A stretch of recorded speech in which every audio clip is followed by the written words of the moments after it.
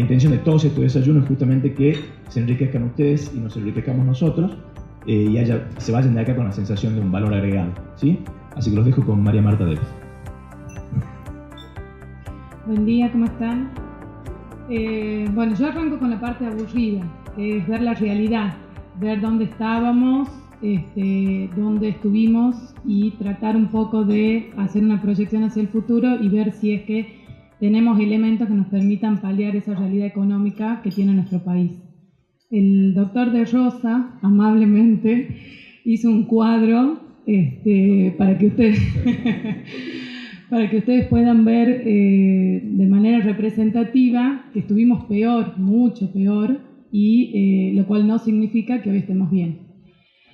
Sin la intención, digamos, de justificar la situación que tenemos o no, partimos del principio de que saber dónde estamos parados es el primer paso para poder dar o tomar buenas decisiones, sea en el ámbito profesional o sea en el ámbito empresarial, según el punto de vista donde se para cada uno de ustedes. Ese escenario económico que tiene nuestro país, que es cambiante, y esa falta de seguridad jurídica en las normas, son los que generan siempre la mayor complicación a la hora de tomar decisiones. Sabemos, digamos, que las normas, por más que están escritas, no tienen una proyección en el largo plazo y mucho menos que la agenda de los gobiernos respete lo que haya proyectado o plasmado en esas normas. Siempre surge una reforma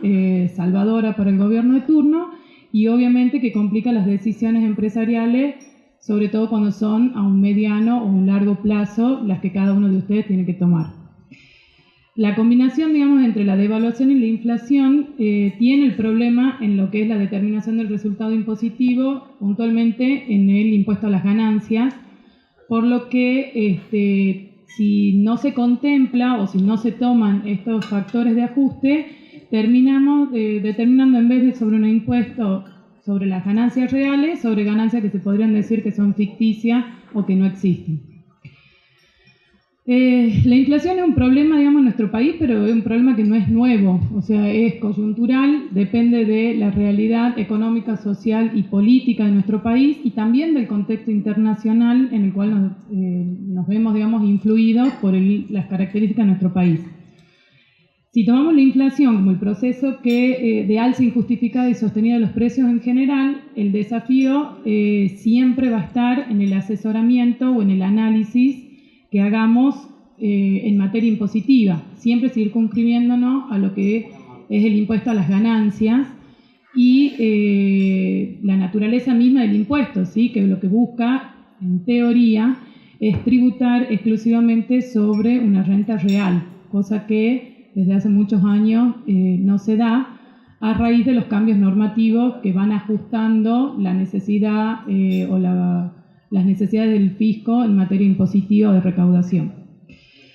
Si volvemos al análisis del cuadro, en realidad van a poder ver, digamos, que la baja inflación y el crecimiento han estado pocas veces presentes en nuestro país, o sea que la toma de decisiones de todas las empresas y el asesoramiento por parte de los profesionales ya se encuadra más en este marco irregular que en uno regular. Transparentar, digamos, con los mecanismos que nos da la ley esa situación, tanto en lo contable como en lo impositivo, en la Argentina ha sido prácticamente imposible por la imposición normativa que hemos tenido. La evolución normativa tiene que ver claramente con el proceso económico que tuvo nuestro país, no haciendo un remonto muy largo en el tiempo. Partimos, digamos, yo hice un paralelo con lo que tendríamos una respuesta en la justicia, o sea, a partir de o a raíz de cuándo hemos tenido un respaldo jurisprudencial de esa realidad económica que el fisco no reconoce en las normas impositivas, pero sí lo hizo la justicia al momento de hacer los análisis. Uno de los años importantes, podríamos decirlo, es el año 1992, que es el año en el que el régimen de convertibilidad se pone en vigencia. ¿Y por qué, digamos, parte de la base, o es un punto de partida importante? Porque cuando comienza en el año 1992 el plan de convertibilidad, de hecho la ley de convertibilidad se dicta en ese marco, en el 1.1, nosotros teníamos una situación en la que resultaba lógico suspender la posibilidad de tomar un ajuste por inflación. Si nosotros teníamos una ley, un plan económico que tenía una estructura como el plan de convertibilidad, esa ley sonaba razonable. Esa situación podríamos decir que se mantiene a lo largo del tiempo, prácticamente en 10 años, que son los 10 años que tuvimos vigencia de la ley de convertibilidad. En el 2002 la situación, digamos, real y la normativa del país era totalmente distinta, por lo que se dicta la ley 25561, que lo que hace es declarar la emergencia pública y reforma de nuevo lo que era la ley cambiaria. Esta ley lo que hace, digamos, es consolidar los cambios que ya se habían dispuesto en el 2001 por a la ley de convertibilidad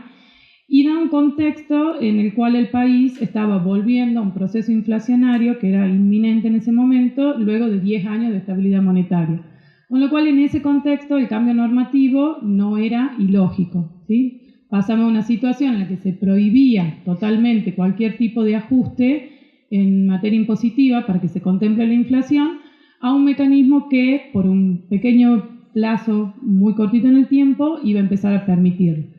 Esas permisiones normativas se definen primero por un decreto de necesidad y urgencia, también del año 2002, y lo que permitía era hacer el ajuste impositivo, pero duró vigente 8 meses, nada más. Ese ajuste impositivo vuelve a quedar prohibido por el decreto de necesidad, por el decreto que se sanciona en marzo del 2003, y esto es un poco la historia a lo que yo les apunto en la falta de seguridad jurídica. O sea, teníamos una situación de en 8 meses nos cambia de un punto al opuesto. O sea, en el 2002 los periodos fiscales podían ser ajustados, si es que lo hemos ajustado a diciembre del 2002, pero cuando estamos en marzo del 2003, o sea, próximo a la presentación de las declaraciones juradas de impuesto a las ganancias, volvió la prohibición de ese ajuste. Siempre el gobierno la decisión la toma en función, cuando toma una decisión lo hace en función de una proyección, y cuando retrocede lo hace en función de la realidad. Con lo cual, cuando hace la proyección, nosotros visoramos algo bueno, pero a la larga o a la corta esa toma de decisiones que se hacen en el ámbito empresarial y que repercuten a los fines del impuesto a las ganancias, termina siendo conculcado por un cambio normativo que obviamente, de no respetarse el no ajuste por inflación impositivo, termina en conflictos con el fisco en materia recaudatoria.